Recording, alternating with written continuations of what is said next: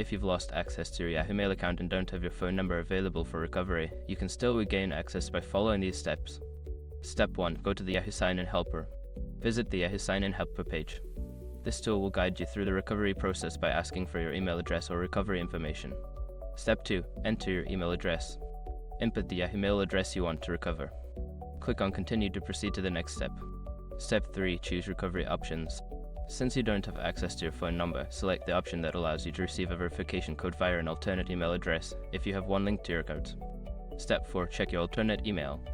Access your alternate email account and look for the verification code sent by Yahoo. Enter this code in the provided field on the Yahoo recovery page. Step 5. Reset your password. Once the verification code is accepted, you will be prompted to create a new password. Choose a strong password and confirm it to regain access to your Yahoo Mail account. After completing these steps, you should be able to access your Yahoo Mail account again.